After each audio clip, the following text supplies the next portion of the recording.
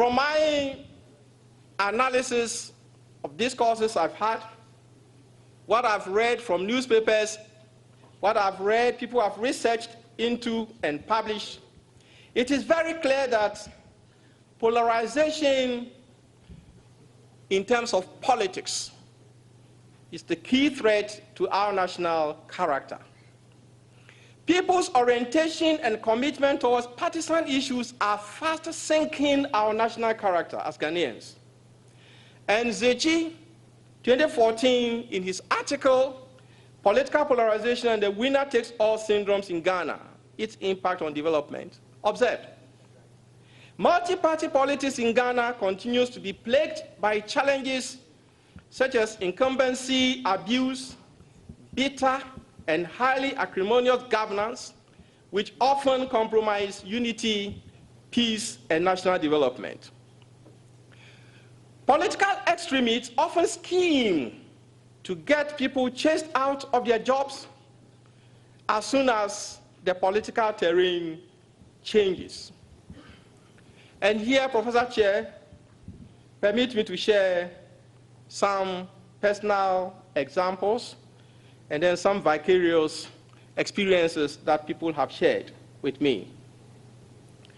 The first example comes from the Takoradi Technical University, formerly Takoradi Polytechnic, where I served as the chairman of the governing council. In 2009, when I took over, a deputy minister of education, who for ethical reasons I have pseudonymed Honorable Tumiyede, had an issue with the rector, the then rector. And so he instructed that I asked the rector to proceed on leave. At the university, I teach courses in higher education administration. And I know that universities, and for that matter tertiary institutions, are not governed by proceed on leave. And so I told Honorable Tumiyede, Honorable, with due respect, if there is any issue, could you kindly refer that to the governing council, so that once the governing council investigates and takes a decision, then as chairman of the council, I can now act on the council's decision. Honorable Tumiyede saw this as a violation of his directive, and so took moves to get me removed as chairman of the governing council. I had planned an orientation for the council, and Dr. Paulifa, who was formerly the executive secretary of NCT, was to be the resource person. So I went to Accra to follow up, and the moment he saw me, he said, George, what is happening in your institution? Are you still the chairman? Professor Chair, I said I'm going to write a book on that. So I was confused. I didn't know what was happening because I hadn't received any letter. Then a colleague from Cape Coast Polytechnic phoned me up and then asked, George, what's happening? Then he said, yes, you. I said, you've been removed. Then I said, nobody has informed me. Then he said, oh, we are at council meeting, and our chairman has just shown a letter to us that he's been asked to take oversight responsibility of Takoradi Polytechnic because the chairman had been removed. Then I said, well, I hadn't received any letter. And so I called the then Minister of Education to find out what was happening. And when I called him, what he asked me was, George, who signed your appointment letter? Then I said, you did. Then he said, okay, go and work. And to date, the letter that was proposed to have removed me, whether it is red, the color is red, yellow, or blue, I haven't seen it. Professor Chair, When trouble started brewing at Cape Coast Polytechnic, where the chairman of council had issues with Cape Coast Polytechnic, and it became very difficult for the Polytechnic to resolve the issue, Honorable Tumi Yede recommended me to be asked to go and help solve the problem.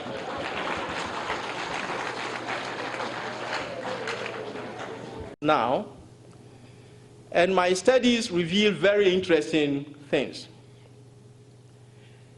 In 2008, a gentleman I've also pseudonymed Honorable Yemia Meyo applied for employment. Oh, okay, if you do me, I'll do you. Yemia Meyo applied for appointment as a lecturer. He was offered the appointment, and just as he was about to start work, he received a notice to hold on, only to be told that someone had raised an issue that he was an NPP and that he was going to vie for a position in NPP, and so he should not be employed. And so that gentleman, Honorable Oyemi Ameyo, wasn't employed. Then in 2016, when the political trend changed, then he said, yes, this is payback time. Ladies and gentlemen, later on you get some quotes from this. And so there are two camps at the University of Education, Winneba. One of them, from the studies I had, is the advocate faction. There's a vice chancellor who has been dismissed, and then the Afro-Broni faction.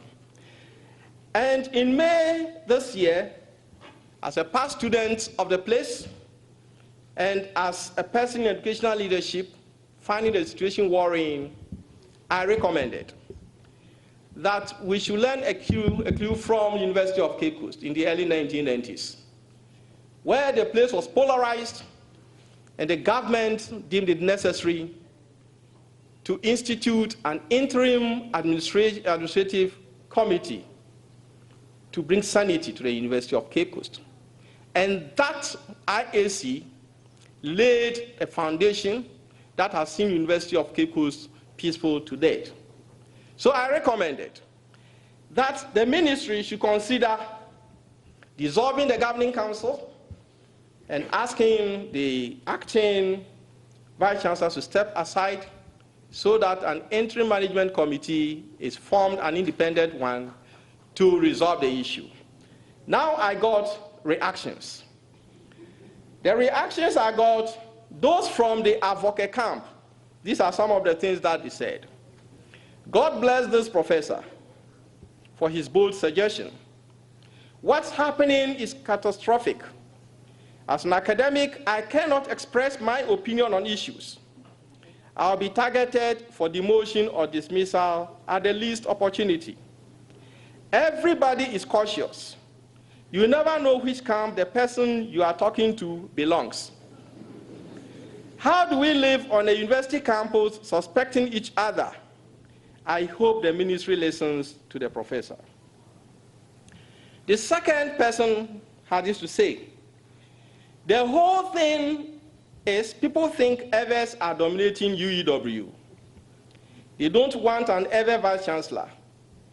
Others, like the MP, think Advocate is an NDC. So Advocate is framed up just to hang him. Let's face it. Why was his pro-vice chancellor, Reverend Professor Afro-Broni, who was also appointed by the same illegitimate council, be retained? Simple. Advocate is an EVER and an NDC. Afro-Broni is from the central region and an MPP. Inshallah, If the NDC wins, we'll also deal with the NPP lecturers.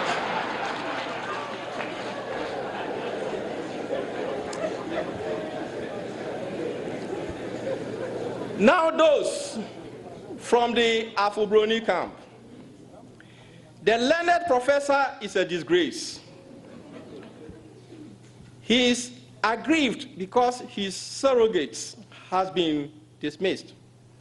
Very shameful and repugnant for a learned professor to come out loosely like that. Some of us can only put this blame on the consumption effect of tramadol.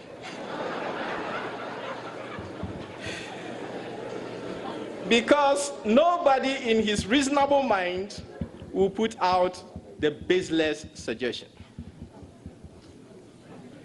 The other reaction from the Afro-Brony camp is this: my brother, I agree with you. Polarization started 10 years ago, and this person is Professor, the Honorable U.E.W. Mayo. He's the one I spoke to. My brother, I agree with you. Polarization started 10 years ago. You can find out. They gave me a full-time appointment. I told them I want part-time, which was given, and I accepted it. I was about to attend lecture when I got a call that I should hold on, only to be told later that this Bequeen, who today is protesting that his right has been abused, had protested that I was an MPP. They denied me my lectureship. Can you imagine that, Honorable U.E.W. Mayo?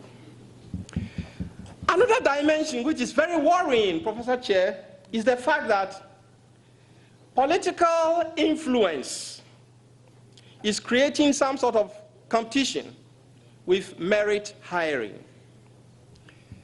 And someone I spoke to from GIMPA said, look, the current rector, Professor Bondi Simpson, proved himself as the best person for the rectorship position. But decision on the appointment was unduly deferred simply because of his perceived political orientation. If his party hadn't won, which is MPP, I bet you he wouldn't have been appointed rector. Prof, we thank God.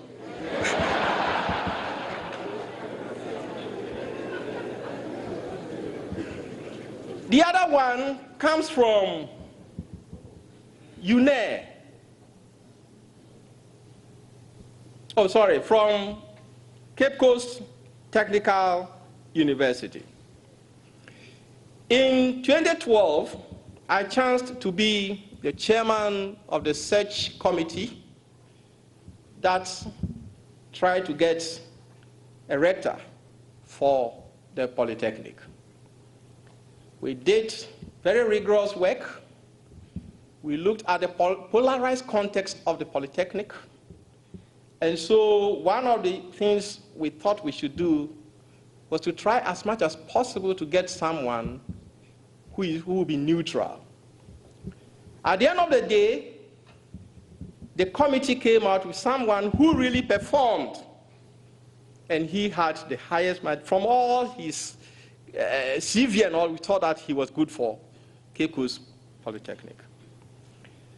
We presented our report to the council, and later what we heard was that consideration of the report assumed a political dimension, to the extent that the chairman of the governing council of the Polytechnic at the time, one professor said, had to resign there and then because he didn't see how merit should be sacrificed for political convenience. Another person was appointed as chairperson, and then a political decision was taken. Then years after, the political terrain changed.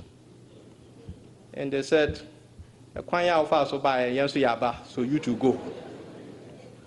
So now we have a situation where there are court cases, because it is do me, I do you.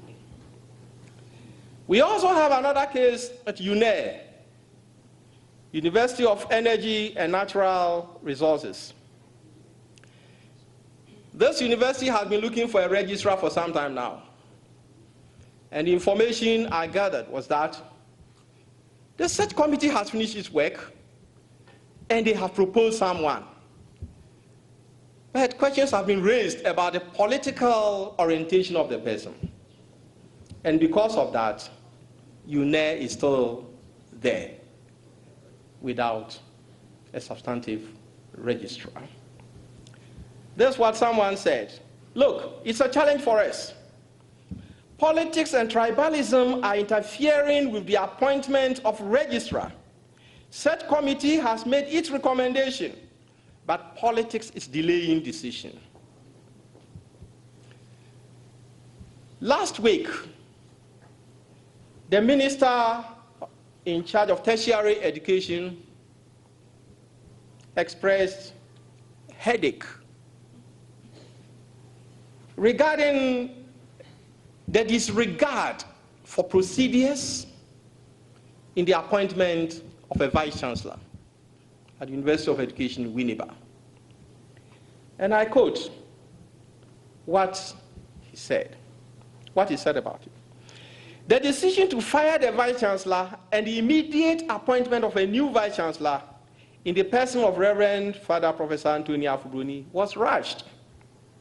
The appointment of a vice-chancellor is a serious matter and usually requires advertising the position and a search committee constituted to identify a suitable candidate for the position.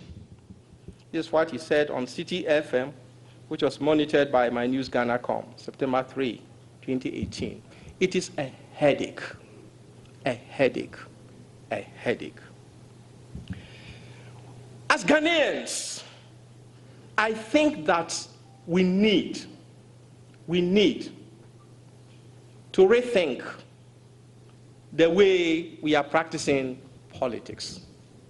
I at times ask myself, if multi-party democracy is really good for us the way we are practicing this, should we go for union government? I don't know. But it's something we need to seriously look at. You see, polarization is creating a situation where when people want positions, and here I'm referring to the universities, some people want positions as vice-chancellors, registrars. They rush to obtain party cards, political party cards, to identify themselves with the party in power.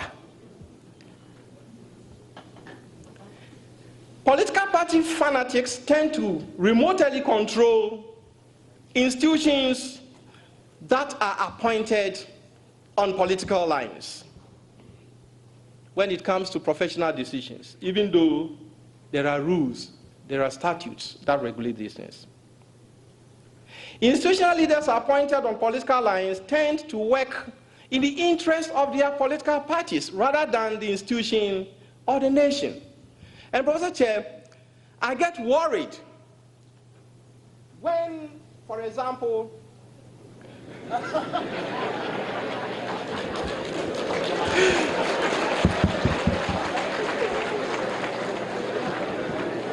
I get worried when, for example, I can move down, thank you.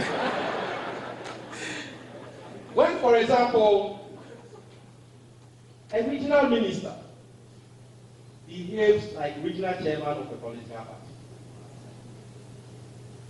If a chairman of NDP, a chairman of NDC, argues on political lines, I don't have any problem with him or her.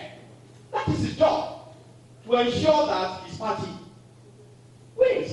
This is his job.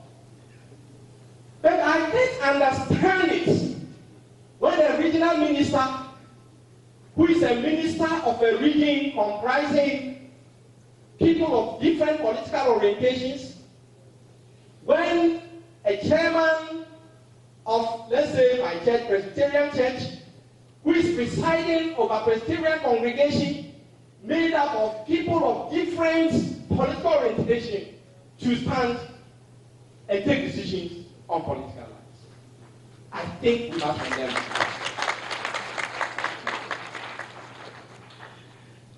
To secure their leadership positions, politically influenced appointees tell government only things they know government wants to hear regarding policy initiatives, even though they are aware that there's a ditch somewhere.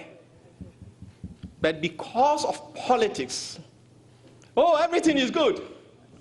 And then at the end of the day, we turn out.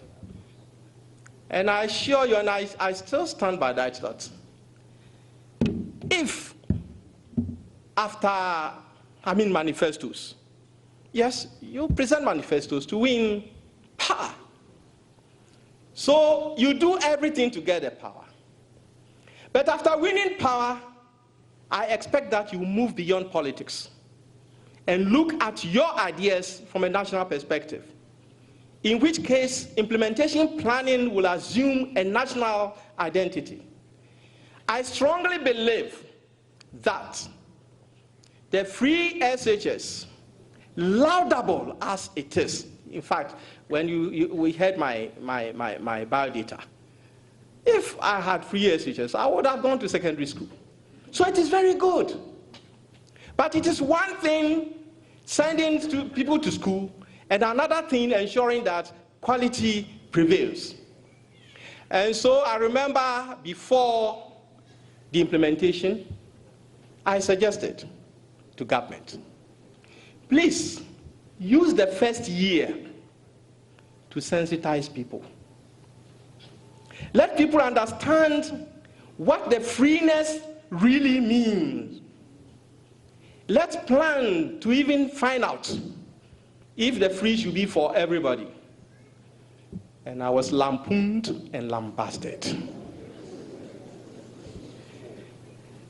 It is interesting to know that even within a particular political party, when people begin to be objective, they are labeled. And it was very sad when the Minister of Finance made a comment that we should rethink, and that we do not think that the free education should be for everybody. And you can imagine the lambasting that came up. You see, the paradox in all this is that people who paralyze analysis in matters of policy formulation and implementation are those cherished by political leaders. Those who subject policies to critical analysis, provide constructive criticism, and draw attention of government to possible implementation gaps in policy initiatives are labeled saboteurs, privileged self-seekers, hypocrites, and proxy operators of opposition parties. The result is that, Professor Chair, people are now zipping their mouths. Citizens with critical minds and innovative ideas on national policies are gradually retreating for fear of being lampooned and lambasted. Gradually, it is creating a situation where the only person who determines what is appropriate in policy matters is a politician with leadership power, or someone who is very close to the politician with leadership power. As a result, people hide behind politics to misbehave at the workplace, and this affects productivity. Respect for the elderly is fast diminishing. Political affiliation is gradually becoming a criterion even for parental endorsement of marriage suitors. My wife was to cut a cake for someone in July. We were waiting for the prompting, it wasn't coming. So in June, she called the lady to find out, oh, Now, my many wedding, the response, Doc, I'm ashamed. The marriage couldn't come on. Obemano Uncroft say, me NDC. Enunti awarino amaso. Something that happened. And so the question was so intimate way. I see or call New Fanchen with Germany. Now Obama also call America. And I told my wife they will go and marry there. As for that, no NDC, no MPP. Oh. Why? What is happening to us Ghanaians? To that extent. May God be with us. I believe that in salvaging the situation, leadership matters. Leadership matters because it is believed that a fish rots from the head down. So if we would be able to depolarize our nation, then it should start from leadership. Leadership is an indispensable coping strategy for coping with societal challenges such as we have enumerated. A nationalistic leader is more able to create an environment that will unite people and move beyond partisan politics in decision making. So there are indicators which we need to look for. The person must be a nationalist leader. And let me make this point clear. I'm not saying that if you are a politician, you cannot be a nationalist leader. We have politicians who are nationalist in orientation. We have politicians who are so extreme to the extent that even when they have gone to the tap to fetch water, before they drink, they would want to know the political, where it is coming from, politically, before they drink. And that is what we would not, or I'm not defining under the nationalist leader. He should be visionary to see beyond the challenges of today. He or she should not limit policy implementation plans to political terms. In other words, the vision must be national in orientation. I bet you, Daniel Achampo is Operation Feed Yourself program. I quite remember, I was young, but I remember the song.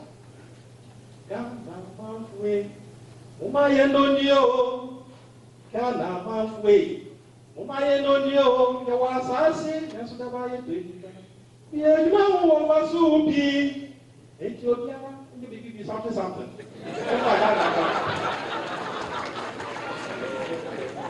This was an initiative. I strongly believe if we had nationalized the concept, by now, we wouldn't